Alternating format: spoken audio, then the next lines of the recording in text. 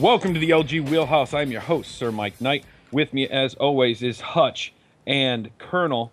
Joining us today is the GM of the Worcester Sharks. Got to say it with the Boston accent. Killhouse. Welcome, Killhouse. What's up, guys? How you doing? All right. Just like we did last week, we're going to ask you about your history in League Gaming. League Gaming, I started Season 4, the CHL on the Wheat Kings. It was my first season actually in competitive online gaming for hockey. And then Season 19, I was the AGM for Lake Erie Monsters. We lost in the Western Finals and playoffs. Season 20, and this season I've been the GM of the Sharks. I can't say Worcester, so I'm not going to say it, but... Worcester. Worcester. Worcester, yeah, there we go.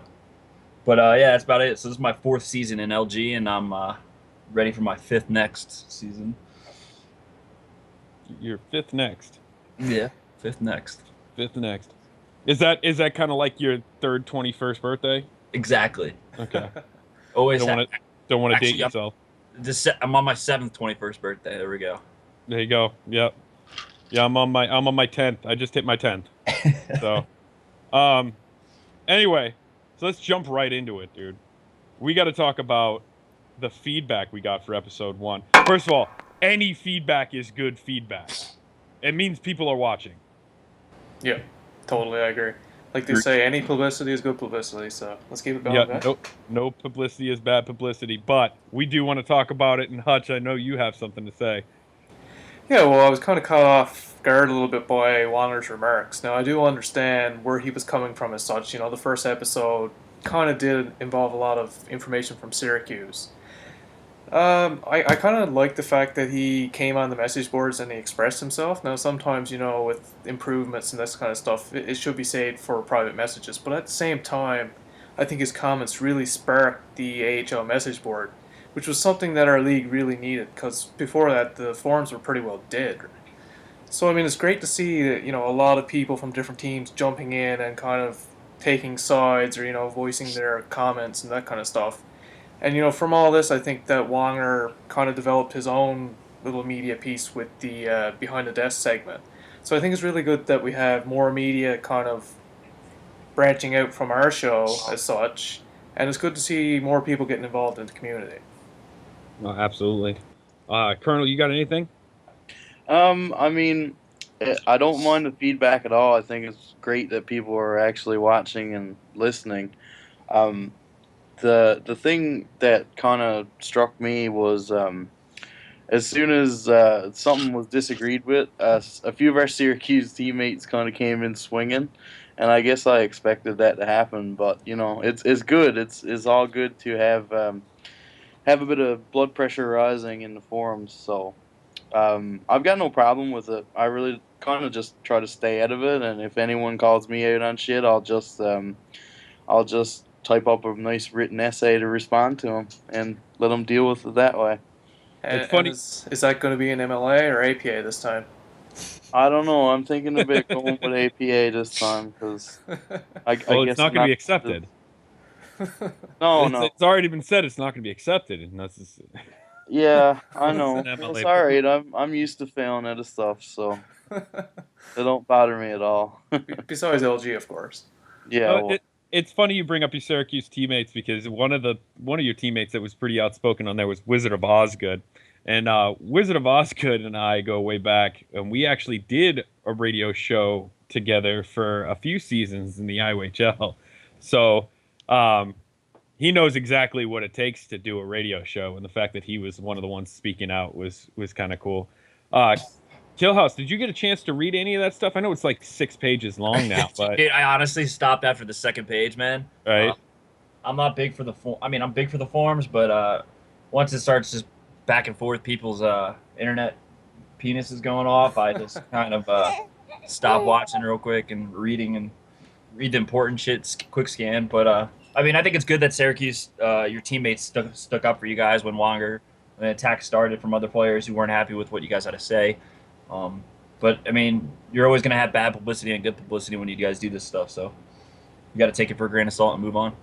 I Well, can I can understand it. I mean, people are not happy with the whole, we're doing the show, so obviously we're going to be biased and stuff like that. But we tried as hard as we could not to be biased, right? You gotta. I mean, there's always gonna be bias. You know, you're always gonna want to talk your own team up, especially when you're the number one team in the East and number two team overall in the league right now.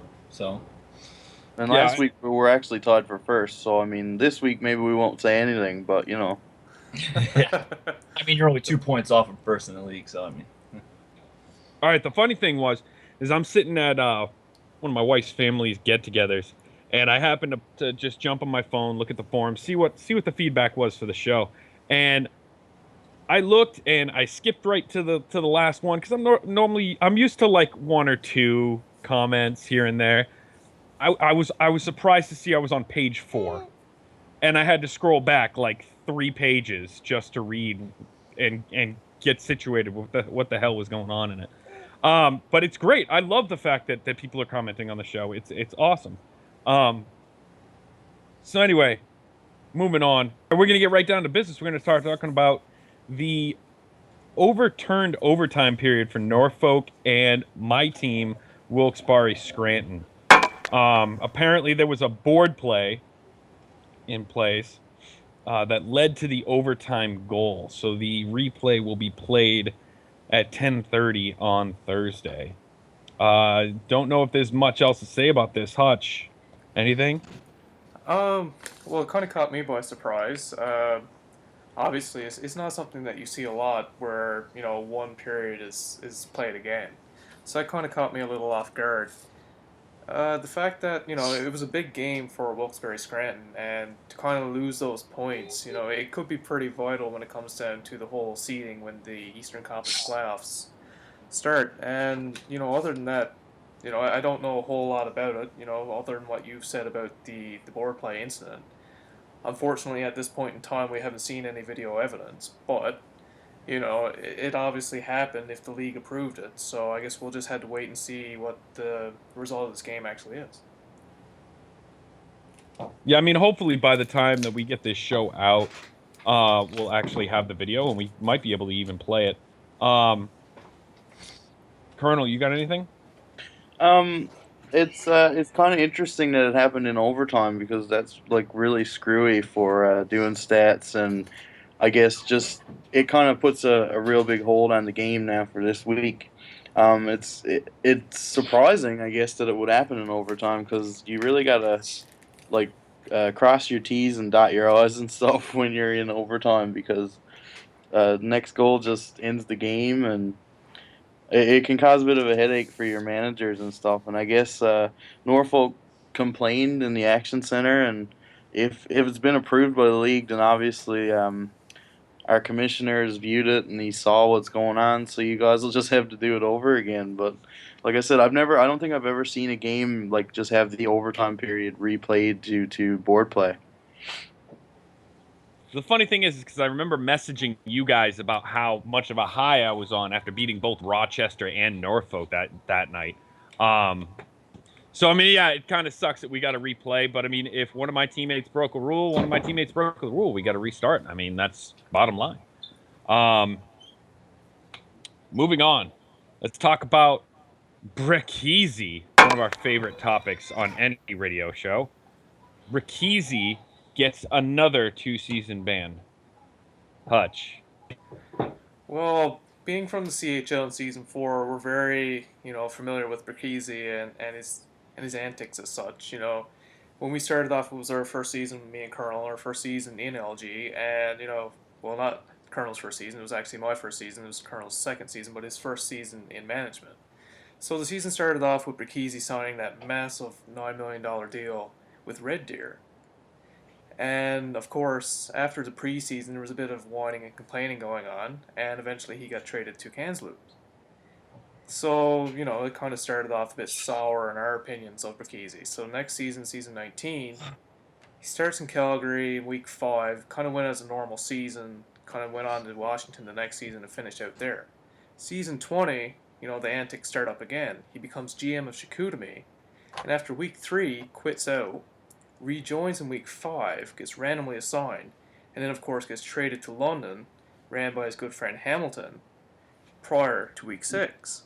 So then after he's there for a couple of weeks, he gets called up to the AHL in week 9 and plays it the rest of the season with Hershey. So season 21, he enters NHL bidding and is won by Pittsburgh with 750K. Flipped to Washington prior to week 2, flipped to Calgary prior to week 3, then traded to Phoenix after week 4, and of course today he's handed a 2-season ban. So, he's a lot of fishiness going on there, and from what I've been hearing, there's a lot of complaining, a lot of whining that kind of went into him getting this ban. And I'm not sure if he's got an Xbox One or not, but moving into NHL 16, he's not going to be able to play next season, and I'm not sure what his buyout situation is, but I've heard that these 2-season bans over the summer season are non-negotiable. You can't buy them out. If you quit out during the summer season, they're automatically implementing that you cannot come back for next season to begin NHL 16. All right, Killhouse, you got anything to say? Fuck no. I think he just wrapped it all up in one fucking quick segment. Right? Yeah. He literally hit every point that you could honestly talk about. I mean, the major point, honestly, is the end there, though. Is will he be able to buy out his ban again, or will they uphold if you get banned during the summer season, you can't come back for next season? So that's I think will be the main thing to watch. Yeah, and I think moving forward, Right. Yeah, no, I completely agree with you. Let's talk about and he's shown that in the past. But is he reliable? Is he worth spending a good chunk of your cap on if you're in the AHL and he's in AHL bidding? Is he worth spending a good chunk of cap? If he drops back to CHL, is he worth spending that cap room? Or is he just going to quit out on you, get reassigned for 500K, and kind of feel his way onto whatever team he wants to get on? So, that's something you got to keep in mind when approaching Berkese. Well, I mean, I think that role is going to fall onto future GMs and management. But there will always be management who will take that risk for a good player. Because I mean, if your team's winning, I highly doubt he'll complain. But then again, you always have prima donnas who will complain about anything, every little thing. I think it's just going to be management if they want to take a risk on that, and a player getting banned over it. All right. We'll roll right into trades. Killhouse, you said you had some trades that you wanted to talk about. Yeah, I think one of the notable trades that I really noticed was Rockford trading Stammer and Hewler to pick up Jerome, I think, from Lehigh, the Phantoms. I think Hewler was one of the better centers on Rockford, so I don't know if it's going to hurt them losing. How much this trade is going to hurt them in the end, but I mean, I think Jerome's supposedly a good player from what I understand. I've never played with him. So I think it could help Rockford make a better push into the playoff run. I mean, they're holding right now 8th seed, so I think it'll help them out a little bit. Yeah, Jerome's not a bad player. I played with him, God, it feels like forever ago now. But he's a pretty decent player. But Hewler, I play with Hewler too, and Hewler is an excellent center. That's what I'm saying. I just feel that the one thing about Hewler, and I know he's gonna kill me for saying this, he is annoying as hell. Yeah, you have those players. I mean, he's one of those people that will jump into your party and start playing music.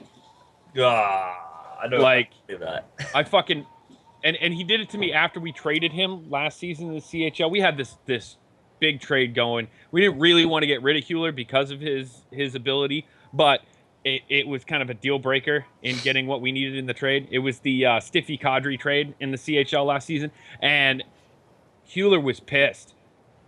So every time I had a party started, whether it was locked or not, he got into it and freaking just started playing music or being annoying. So I'd just like to add a note there on Hewler.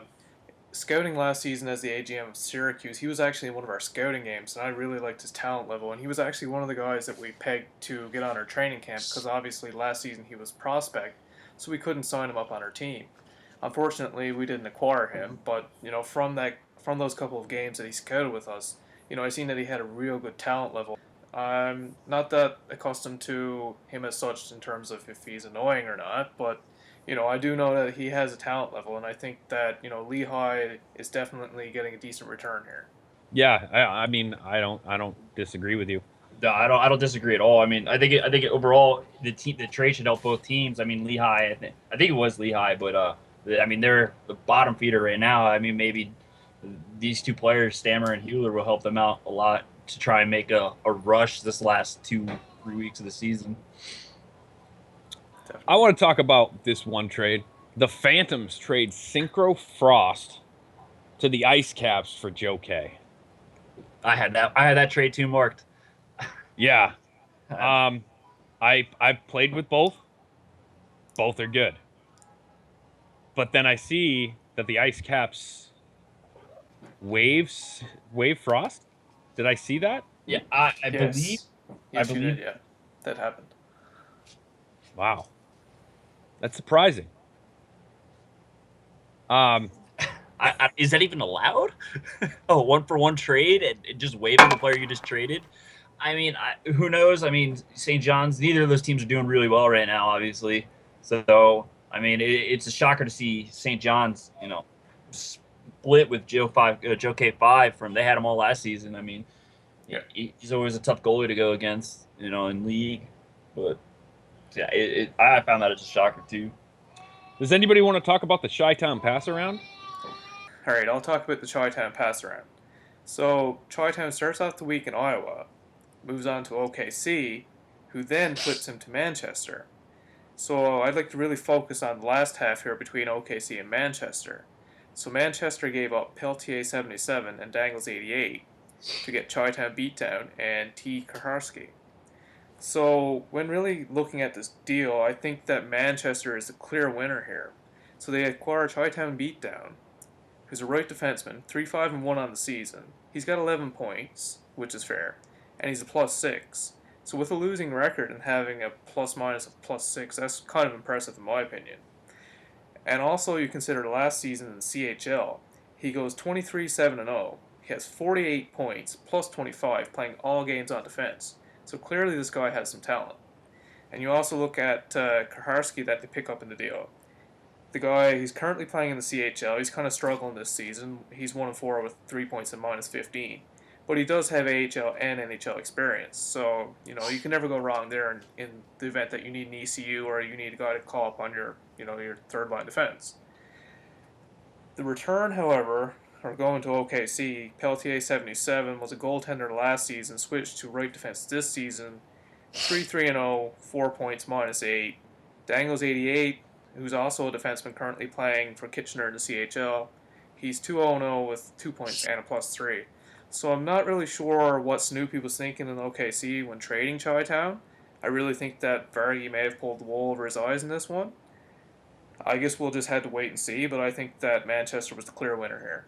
All right, are there any other trades you guys want to touch on? I know we can't go into all trades, so before we get messages, why didn't you talk about this trade? Why didn't you talk about this trade? Why didn't you talk about this trade?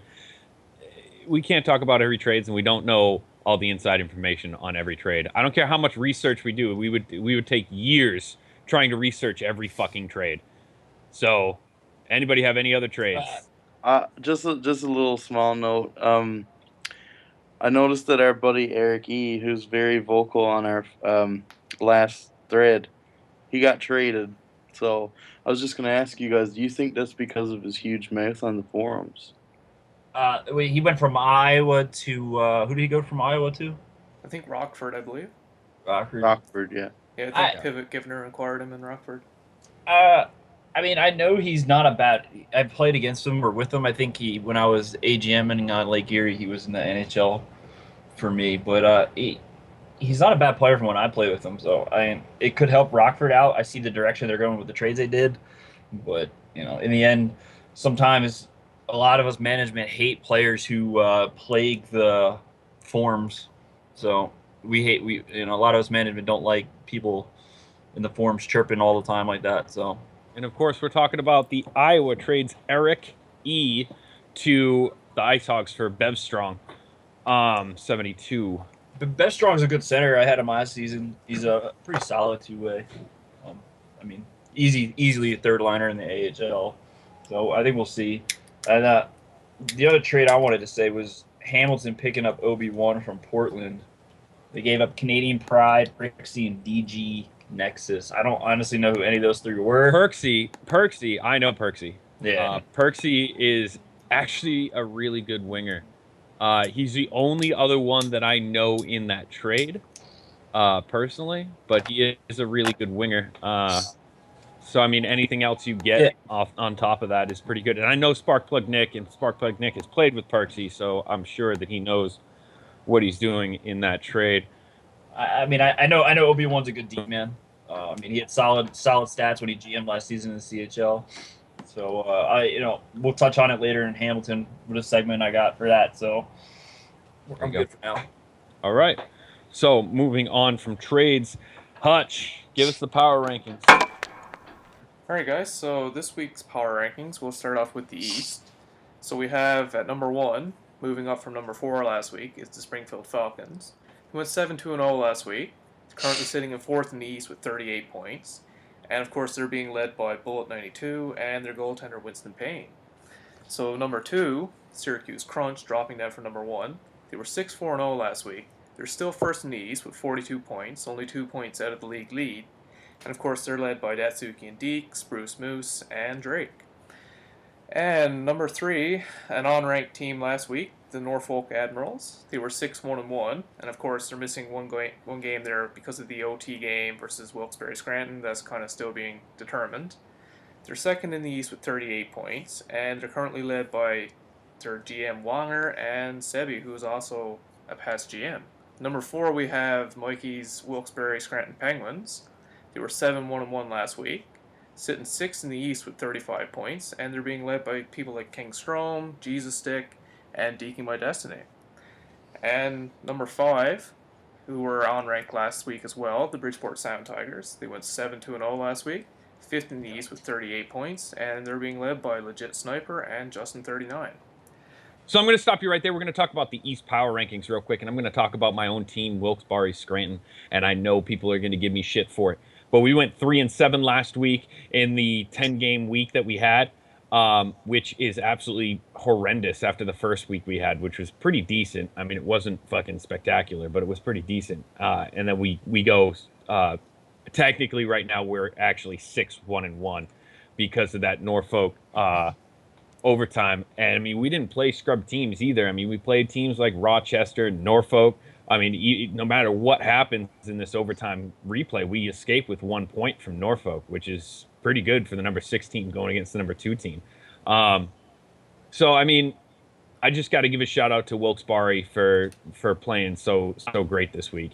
And my boys down there, you said Jesus Stick. Fuck,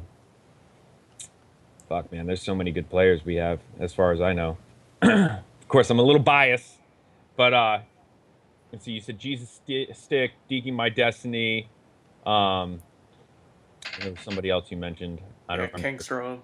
Oh, there we go, King Strom. Yeah, we actually just got King Strom before last week, too. So we just traded for him.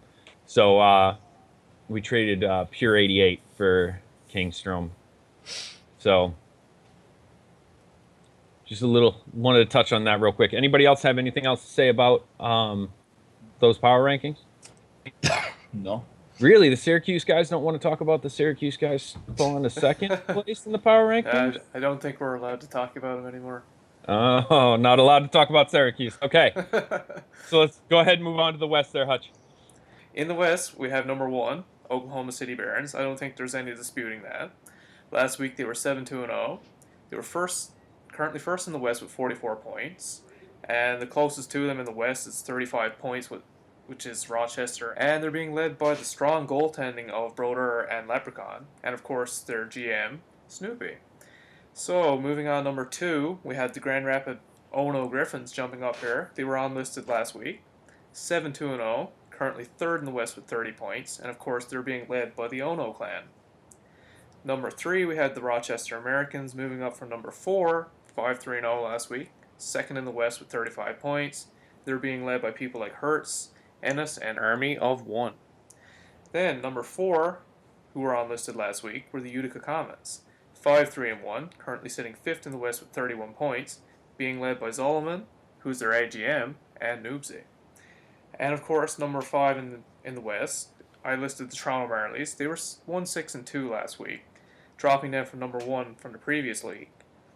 Sitting 7th in the West with 28 points, I still think that they have a lot of room to move up. I think that the first week they were very dominant, and I don't think that we can overlook that and just kind of shove them aside. They have those forfeits against them from last week, and I think that they'll still bounce back. I think that they're a powerful team in the West. I don't think that there's anybody going to take over Oklahoma City at this point in time, but I do think that Toronto has a lot of room to move up here. All right. Now, let's move on to players to watch. We'll start with Killhouse. I got two. One is the first one. Obviously, it's going to be a lethal sniper from Lake Erie. He's got a 7-0-0 record. He's averaging 5.6 points a week with 1.9 goals and 3.7 assists, and he's got a plus 21.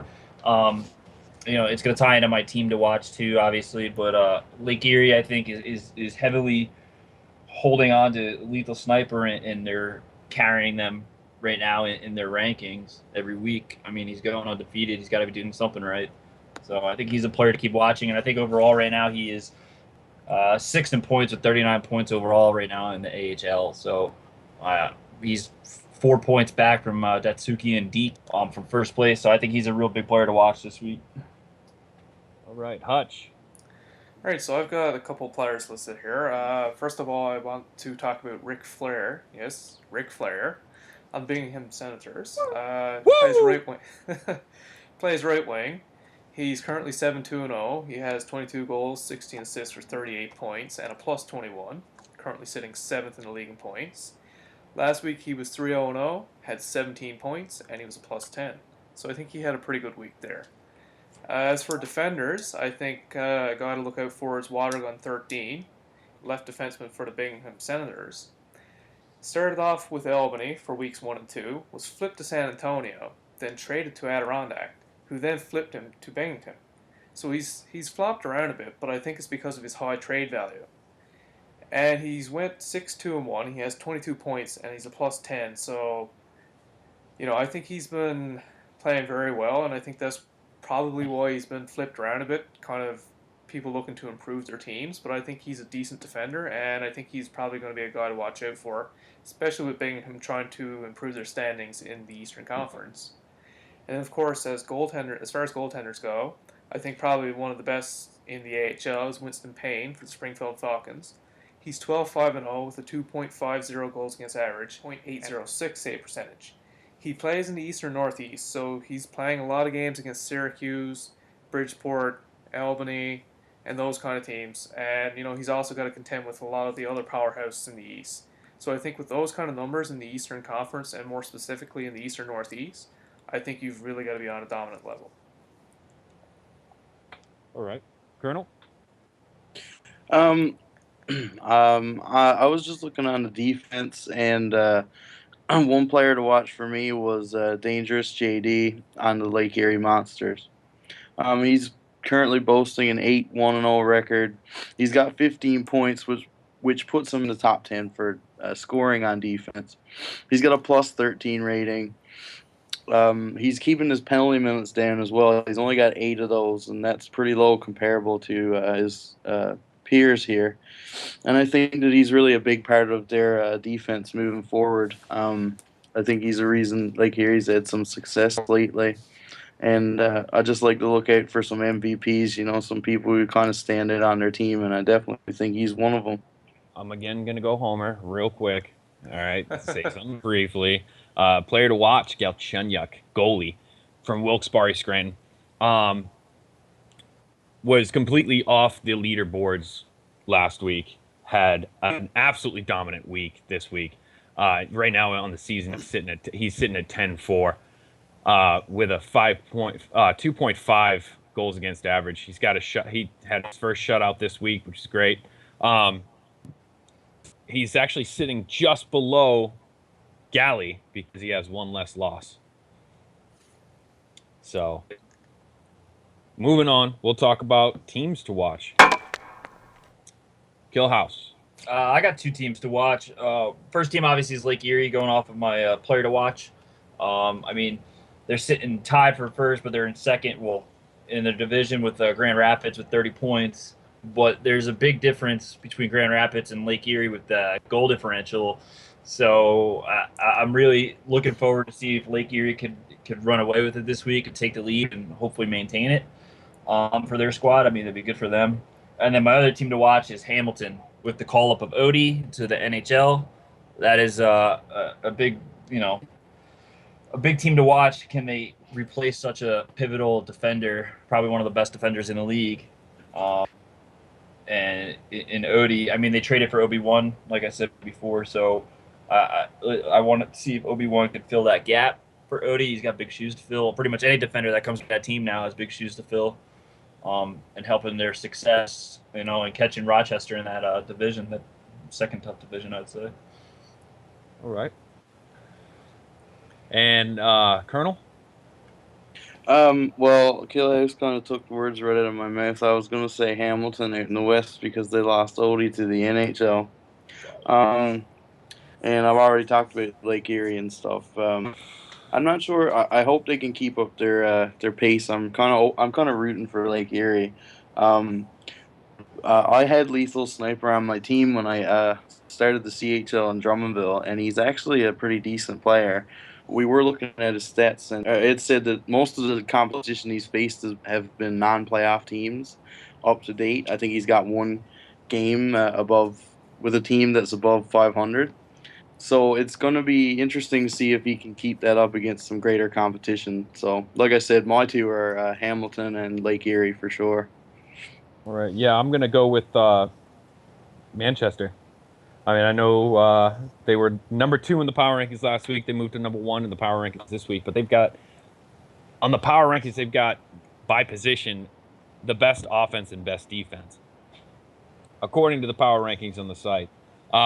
So they're a team to watch. One of the biggest jumps was probably Grand Rapids after the 7-2 week. So there's a team to watch. Hutch, you got anybody?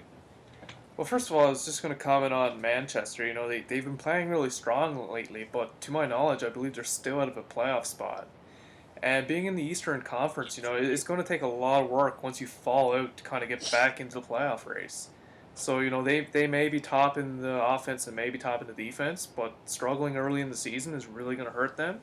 However, if they get into the playoffs and they get an 8th, 7th, or 6th seed, you're going to have to watch out if you're at first, second, or third, because you're not going to get an easy walkover with Manchester. And especially after them acquiring Chitown and Kaharski, I think that they're really shoring up their defensive end of things. So I think that, they have a lot of work to do, and I think they've been doing a great job of it. And, kudos to Vargi for putting together a great team, and, hopefully they can make a good push for the playoffs. I mean, the interesting thing about that is, yes, they're sitting in 12th place right now in the East. But they're only 3 points behind the number 8, 4 points behind 7, 5 behind 6. So they're not very far out, even though they're 12th ranked. Yeah, and it's unfortunate for them because, on the flip side of things of what I just said, if they get into the playoffs and they get the 8, 7, 6 seed, you're going to be looking at facing someone like Syracuse or Springfield, Norfolk, Bridgeport, maybe even Wilkes-Barre, Scranton. You're going to have to face one of these teams, and, it's not going to be easy. You lose these games early in the season where you could have climbed up and took your division. You could have been number 3 or number 2 or even a number 4 seed. But because you lose these couple games early in the season, you're really climbing uphill from now on. So, they got a lot of work to do. I think that Berge has done a great job of going out and acquiring pieces to help them get back in the playoff race. But I think there's still a lot of work to do there. And if they want to get out of, having to play the Syracuse, the Springfields, the Norfolk in the first round, they got a lot of work ahead of them. And I think that from that I'll go on to a couple teams that I've picked out to watch. And, it will kind of bounce off my power rankings. I think the two teams to really pay attention to are Springfield Falcons and the Oklahoma City Barons. So I'll start off with Oklahoma City.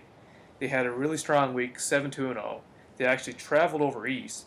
They beat Syracuse in a tight game, lost a tight game to Springfield, and they're still 7-2-0. You know, they have strong goaltending.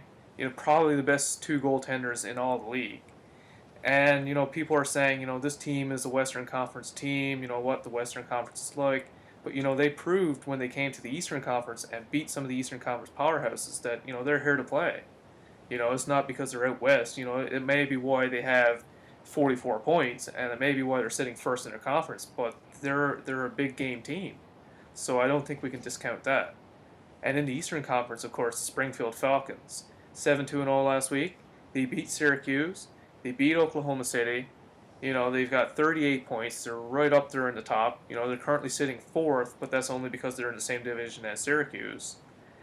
And I think they're a really tough team. You're really going to have to watch them. And I think that will also lead into a game to watch this week that I picked out. And, you know, I might get some crap for this, but I picked out Syracuse and Springfield, which goes on Monday at 9:30 p.m. And Syracuse currently leads the season series 2-1. They've got 42 points in the standings versus 38. But an interesting thing to see here, I'm wondering if Syracuse will put their top line of Spruce Moose, Drake and Datsuki and Deke against the Welsh Wadden Bullet line that we seen last week on Thursday. So I think that's going to be a really interesting game to watch for. And I think if that game is streamed, I think there's going to be a lot of views. Yeah.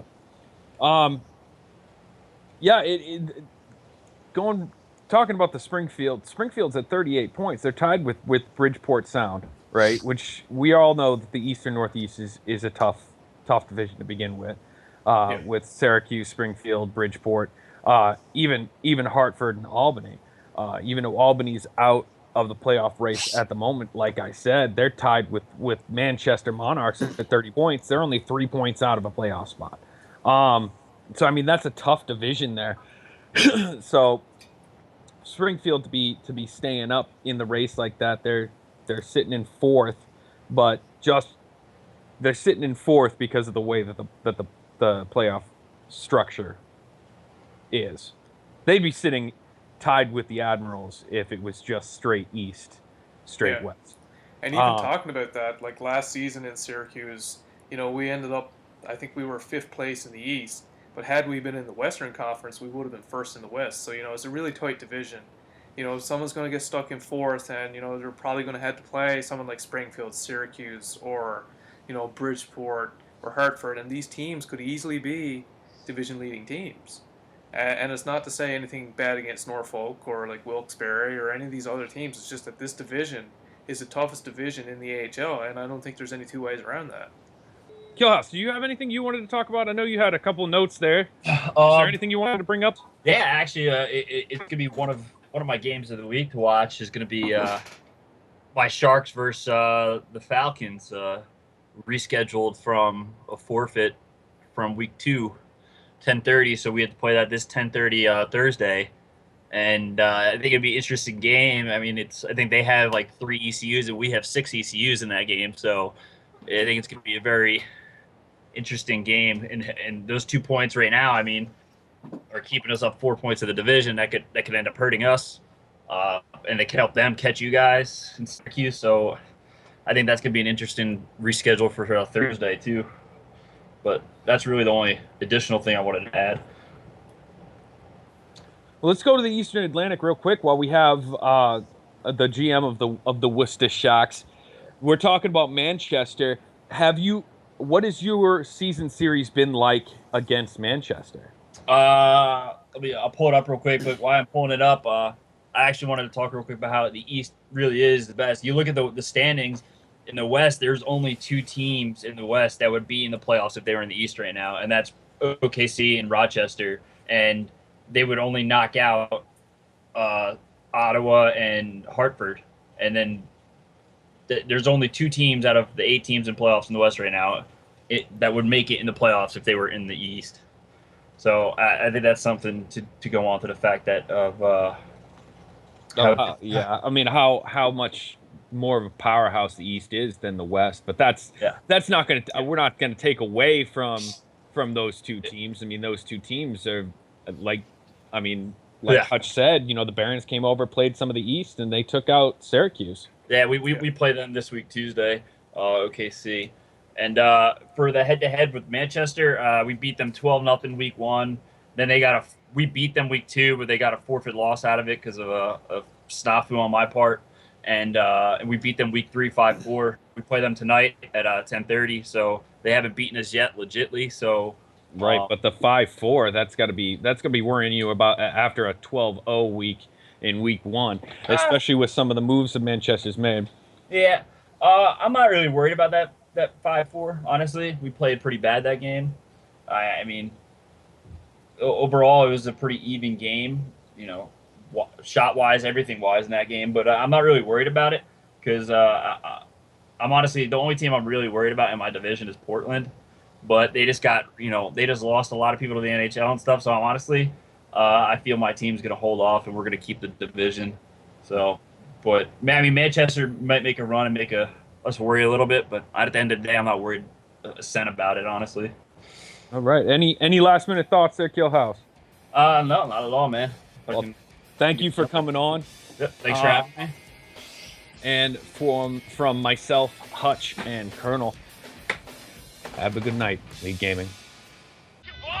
Oh my God! What the hell is happening? Hey! There's a baby on board! Someone just said baby.